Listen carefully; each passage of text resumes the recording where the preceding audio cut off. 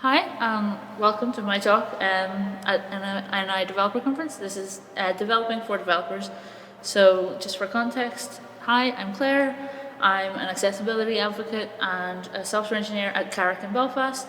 And you can see on the slide my Twitter, my handle on Slack and everywhere else, that sort of thing. So what I'm going to talk today about is when you're developing something that's going to be used by other developers.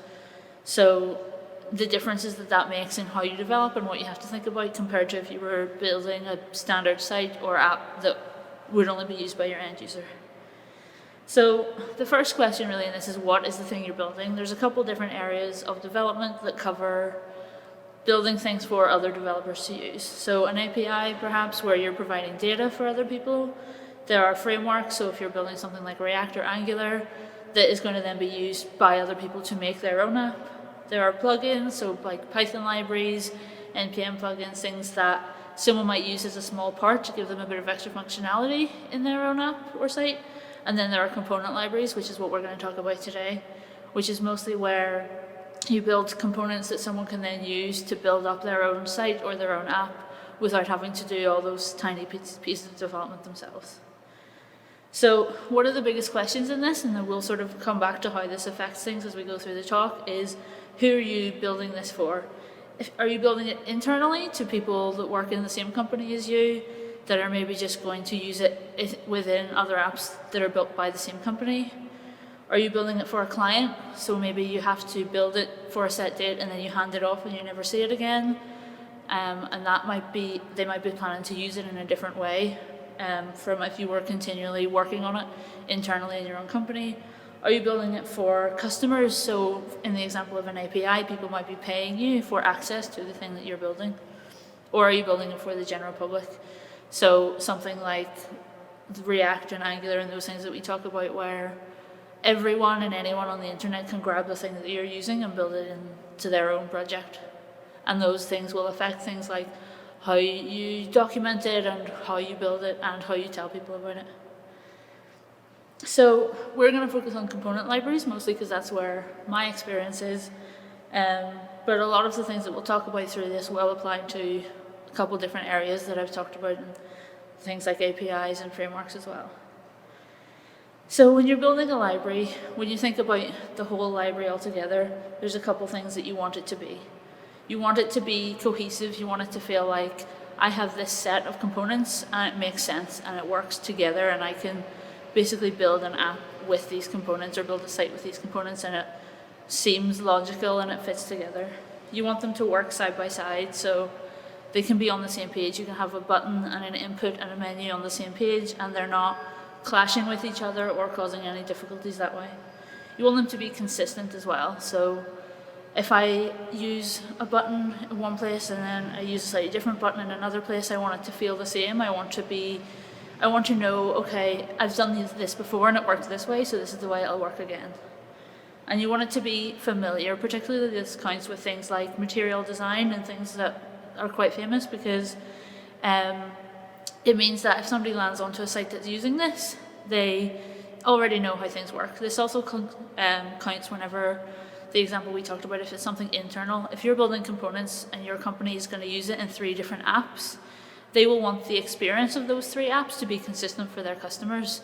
They'll be like, the menu is always in the same place, the toolbar is always the same color, things like that. So you want that consistency, and component library is a really good way to do that. That means that you're not having to do the same work over and over again. You have that consistency built in the one place where these components live. And when we look at the individual components, which is the other side of this, the first question is, what are these components? And that's really sort of part of what we're going to cover today. The components are the building blocks. So if you have a component library, you're really building all the little pieces of the things that are going to go together to build your site or your app. Ideally, a component would be the smallest thing that you can whittle something down to. So you wouldn't make a component that is an entire page, because it doesn't provide enough flexibility and it's not likely to be reused multiple times. So you want something that's like small and sensible. You want it to be reusable, so you can say, okay, I have it on 3 different pages. Partly because that's the whole benefit of a component library, is something that you can use multiple times. If you're not going to use it multiple times, do you even want to put it in your component library? There will be things when you're building a site or a page that you only ever need once. So you wouldn't put them into a component library because you're sort of just doing that work. Unless you think in the future you're going to use it somewhere else, you're just sort of doing that work in the wrong place, and you might as well just build it into your own app. And the most important thing with components that come into a component library is that they have to be customizable, because chances are, and I'll sort of go into this with an example later, it's not going to be used exactly the same in every place. You're going to want maybe slight variations depending on where you're using it and what the intention is on that page. So the first thing I'm going to talk about in this section is, as we get into actually making the components, is looking at your work and figuring out what should be a component that goes into a component library. So the first thing you want to look at is the user has a task that they want to complete, something that they want to accomplish. They will have a certain goal to get through, a page or a section of a page on your app.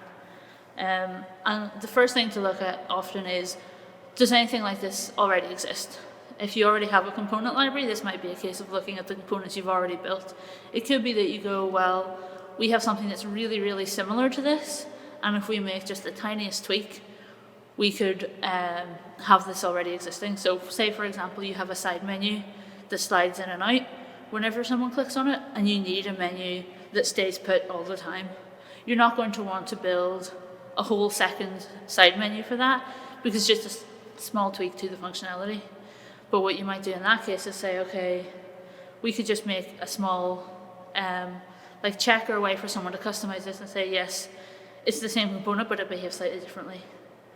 The next thing you want to look at is, what does the user expect? What are they used to within your app, and what are they used to in the wider world? If I'm making a date picker, I will look at how do booking websites do it, how do planning websites do it, what are people used to? I don't want to build a date picker that's completely new that no one's ever seen before, because most likely people will just be confused and not know how to use it. The next step after that is you also need to figure out how will it fit in with the place that you're using it. So if I'm using this component within a website, I want to say, okay, it has to look like the rest of the page that it's on. I want to have the right color scheme, I want to have the right feel, the right kind of interactions. I also want to be solving a problem just once. I want to be saying, okay, this solves this problem, and then I won't have this problem again. Not just this solves this problem for this very, very specific use case, but ideally we can solve this problem in a way that we have solved it for any time we need to do this thing again. And then, as we talked about it, we also want it to be flexible. We want to say, okay, if we're solving this problem, that's great, but we might have very slight different ways that we need to solve this depending on the context of the page, or the different app even that it's in. So we want to be able to build in a little bit of that flexibility to say, okay, if we need to change a slight thing, we can.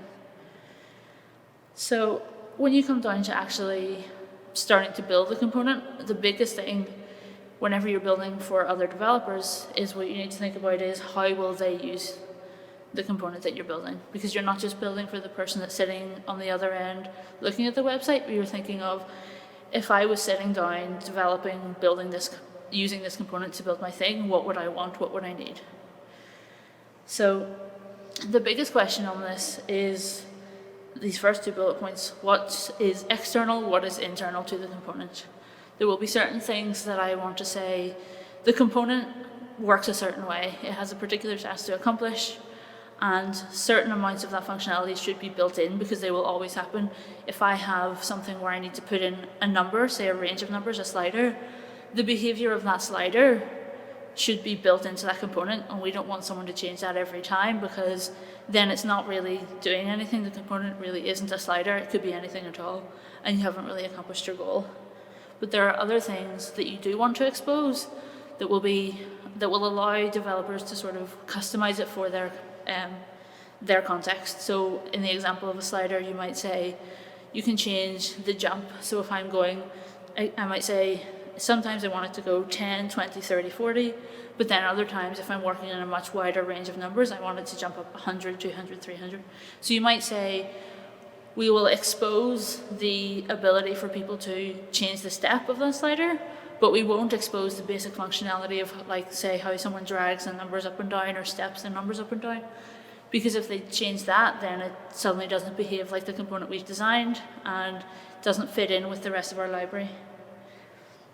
We also want to think about how much we want to be able to customize in terms of, say, if I have a button, do I want people to be able to put icons in that button or not? Do I want people to be able to change the size of something? Do I want to say, okay, if this is the header on my page as a component, do I want people to be able to change how big or small that is?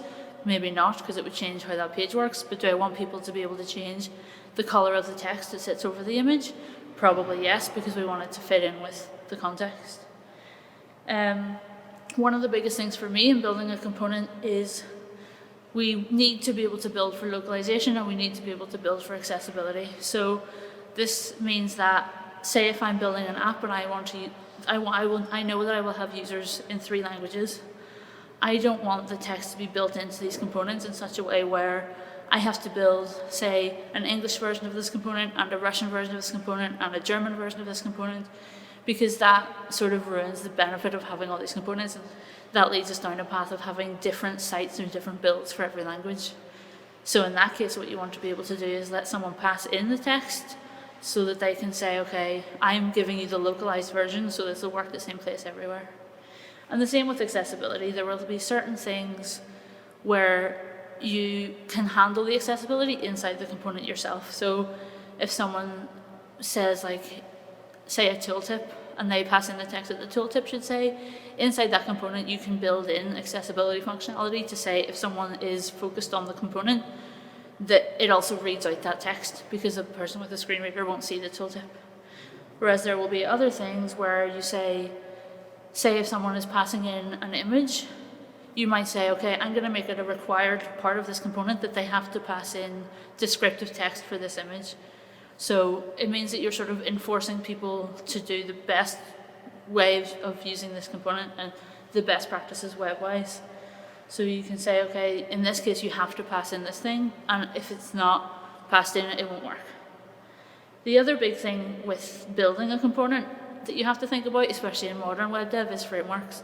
A lot of people who are using your components might be using a framework. So whenever you're, say, building inside your own company, as we talked about, this might be an easy call, because it might be a case of the whole company uses this particular framework, say it was React, everyone uses React, and therefore all we have to do is make sure our components work with React, we can build them in React, that's all fine, that sort of solves that problem before we've even started. On the other hand, you might say, okay, if we're building for a client, they might use 2 or 3 languages. So do we build in a way where they can output these components in whichever language they need, whichever framework they need? So there are things that do this, like Stencil, that where you build things in Stencil and then you say, okay, give me an Angular version of these components people can use, and give me a Vue version and a React version that people can use. But also, if you're working with the general public, this can be a whole lot of extra work, because there are so many frameworks all around that people might be using that can have an impact on how they can use your components. In that case, what you might want to say is, how do we build a framework agnostic version of these components? How do we make sure that they can be used if someone is using this framework or that framework or no framework at all? And what's the best way for us to do that in a way that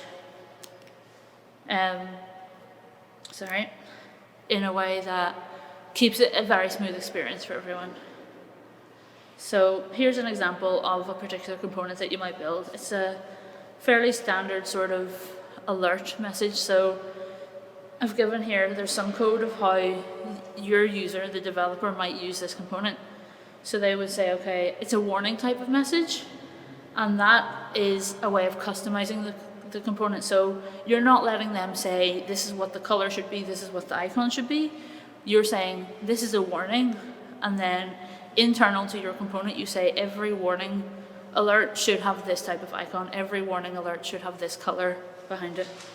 What you are letting them say is the text, so say, I want it to say review at the bottom, I want it to say this message, and I want the link that says review to go to a certain place.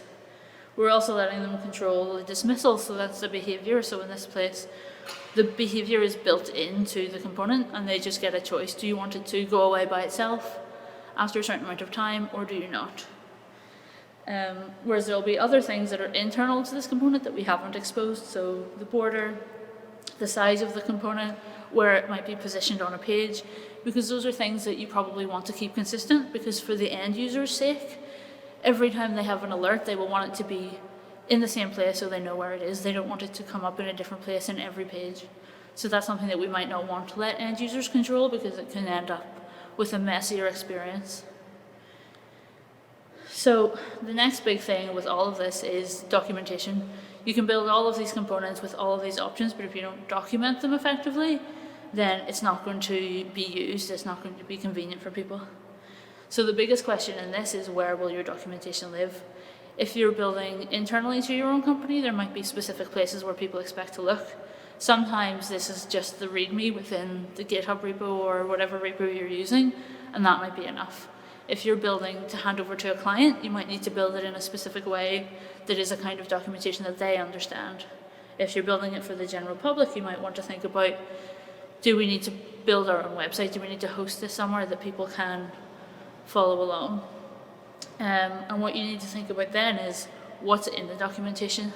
What do people need to know? They need to know how to install the components, how to build them into their own website or app, how to use an individual component. So what do I need to pass in? What's optional to pass in? What can I do with it? You want to showcase those components if possible. So things like Storybook can give a way for you to give an interactive example of each component so someone can play around with it. And this also lets them confirm that this is going to be the right use case for what they want. So you don't want someone to say, I want a slider to pick a date, because they can slide along to pick the day of the month, but that's going to not be what they expect and it's not going to be comfortable.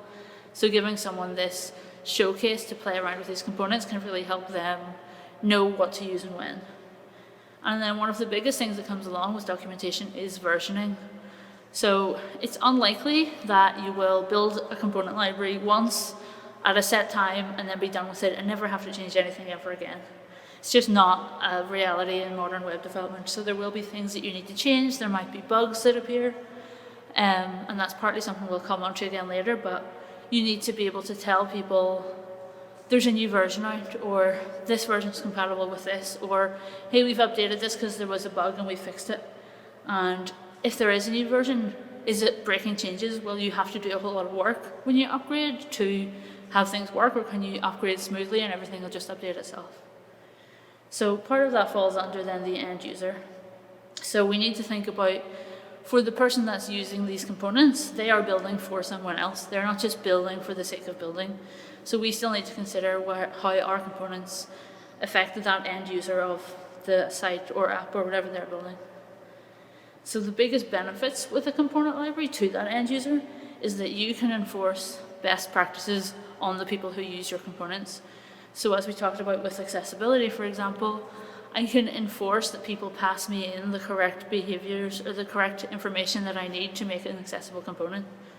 We can also build in some of those behaviors ourselves, like things like alerts not dismissing after 3 seconds, because we know that that's difficult for users to navigate and to see and understand in that time frame. So you can sort of prevent the people using your components from building inaccessible websites by not giving them those options and not giving them that level of control, and by requiring them to give you a certain amount of information.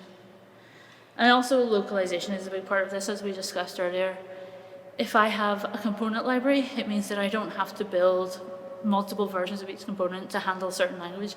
What you want to do is, in these components, you want to build in support for things like right to left versus left to right languages, vertical versus horizontal languages. You need to be able to think about those things, because it means that those end users will have a familiar and consistent experience without the people that are using your components having to really hack and mess around with your components, which is what I'm next going to talk about, which is you want to be careful in how you build this in terms of thinking about how your user is reaching the end user. You don't want your user, the person, the developer who's using the thing you've built, to have to hack it. You don't want them to have to say, I wanted this to do X, but it doesn't quite do it. So now I need to tear it apart, or I need to force things into it or force behaviors around it. If that's happening, then you might not have built the component correctly, or it might not be fulfilling the purpose that you think it is fulfilling, or there might not be the component that you want or that people want, and therefore they're having to manipulate another component. So you want to make sure they know what component they're using for a particular thing, what is expected for a particular behavior. You also want to make sure that someone can have multiple components on one page. I might need a whole form, so I have multiple inputs on the same page. I might have 2 or 3 buttons. I might have a menu and a toolbar, and you need to make sure that those things can work side by side, that they don't clash, that they don't create an issue where someone is saying, well, if I hit this button on the toolbar, it triggers this other button on the sidebar because they are tagged the same way or labeled the same way. And this also falls back to the same thing with accessibility. You need to make sure that you're allowing people to individually and uniquely identify every component on the page, or that you're doing that yourself in some way. And one of the biggest difficulties with bringing components like this that are built outside of your app into an app is events and data. So you need to build these components in such a way and document them in such a way that people understand, if I have a button, how will my page know that that button was pressed? Do I tell the button what to do? Or does the button tell me that it was pressed and I decide what happens? And the same with your data. Does the component manipulate the data, or do you manipulate the data and pass it in and out of that component? So one thing that we talked about in terms of some of these things and bugs is contributions. So say if the example we talked about, there's not the component that somebody needs, or they want something that's very slightly different but very similar to what you already have. Do you want people to be able to feedback? So do you want external contributions? Do you want other people to say, hey, you have this component but it's not quite what I wanted, so I've built you like a different version, or I have updated your component so it does what I need as well? If this is an internal company, that can be easier to police because it's people that you work side by side with. So there are already those standards there, there are already potentially those methods of communication between teams. It might be a case where they just have feedback and they just say, we need this component, and you go, okay, well, we'll put that ticket in, we'll make a point of making that at a certain time. Or it might be where they say, we need this component and we have 3 developers that aren't busy, so they can make it for us. If it is more public or more used by external people outside of your own company, then it becomes a more difficult question, because you might say, okay, yes, we will let people come back to us with alterations or with new components, but you don't just want to allow every single piece of work that everyone has done without checking it, because that can lead to someone saying, well, I changed this component because it needs to do this for me, but they might have accidentally broken a different piece of functionality that they didn't need or weren't caring about. Or they might contribute something, but it doesn't follow the standards that your other components have in terms of things like accessibility or best practices, and you don't want to start and muddy up your component library with things that don't follow those standards, that then you have to go back and try and update those, and it just becomes a bigger cycle of work. But to prevent that happening, ideally then you need staffing, you need time for people outside of building components to look at the stuff that's coming in from other people and go through it and say, does this match what we need? Do we accept it and make changes? Do we push back and say, no, we won't accept it until this? And also more documentation, because you need to then explain to people, how do I work with this locally? How do I build components? How do I submit components that I've built? And if you don't want to accept work from other people, then you need to think of another way of having them contact you potentially. So whether that's an issues form or a feedback form of some kind where people can say, I want this but slightly different, and then you can put that on your list of to-dos, things that you will get to, and maybe order those priority, how much people want them. And how do you handle bugs and updates? If someone says, this is a breaking bug and I can't use any of your components, that's probably higher priority than someone saying, well, this would be a little bit easier for me to use if I could do this. So how do you prioritize those things? And when they're done, how do you push them out? How do you tell people, we have fixed this bug and you can come and use it now? So, in conclusion, I'm going to go through The positives, negatives, and my general opinion overall from some experience with working with component libraries. So the biggest positives for me are that it's a really good way to avoid doing repeated work, doing the same work over and over again. If you have 5 apps that need to do the exact same thing, or if you have an app that needs to have the same thing on 5 different pages, you don't want to have to do that work of building that over and over again. And yeah, technically you could just go copy and paste it, put it in your new project, but that's probably not the best way to do it either, because then you're having to do a whole lot of changing things around, and you could just build it once and then allow people to make it work in all those different contexts. It also provides a consistent experience for both your developers and your end users. So your developers will know, if I jump into this project and I want to use these buttons, I've used these buttons and I know how they work, and they work in the same place. They work the same way no matter which place I put them.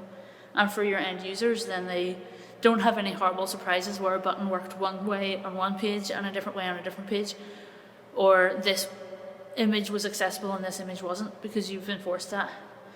It allows you to ensure high quality because you're controlling what these components are, and you don't release a component into the library until it's high enough quality that it meets the standards you've set.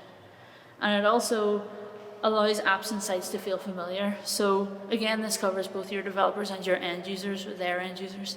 So from a developer perspective, if I'm using a particular component library, then I could jump into any project that uses that component library, and I know how to make the sidebar work. I know how to pass a piece of text into a button. And if I'm an end user, coming back to things like material design that people are very familiar with, whenever they jump onto a website, they know what's supposed to happen. They see 3 lines, they know that means there's a menu. If they see a certain icon beside a piece of text, they might know that that means they can hover or click to find out more. Whereas if you didn't have that component library, that might be different in every place, and it might be a lot harder for your end users to figure out what they were looking at. The downsides of this is you have to be very careful. It can be really easy to over-engineer a component library, to make way too many versions of components that are really similar, to allow people to pass in and out way too much more than you really want them to be able to do with a particular component if you want it to all feel like it's in the same library, and just make it feel really laborious for people to use. If your components are too difficult to use when they have to do too much themselves, or if they're far too restrictive where they can't say, actually, I want this to be very slightly different, they won't use those components. They'll just skip it, and then they'll have parts of their app or parts of their site that don't fit in. And the other difficulty is it can be sometimes quite hard to build components without the context of where they're going to live. So if I'm building a menu, I might not know how many levels deep that menu needs to go because I don't know where it's going. And it can sometimes be harder to design and develop that without that context. So, conclusion within a conclusion, I would say a component library for me is a really good tool. It is really nice from the control side of being able to say, this is how you have to build your website because I'm making you be accessible and I'm making you follow these good practices. But it's also really good from the developer side because it means I don't have to do that work every time, and I don't have to go and figure out what's the best way to do this, what's the common practice way to do this, because someone's figured that out and I just lift their version. It can be a really good experience for the end user because it does have that consistency, and every page in my app or every button on my website will work the way I expect it to because they're all the same button. But you have to be aware that you don't overcomplicate it, you don't make it too hard to use or too frustrating to use, because then people won't use it at all. So thanks, that's been me. Hopefully some of you will try out component libraries, whether that's making one or using some that you find around that someone else has already built. But yeah, I'm free. I'm on Twitter, I'm on Slack. If anyone has questions or wants to chat to me, feel free. And that's it, thank you. Some brilliant talks there from Claire and Niall.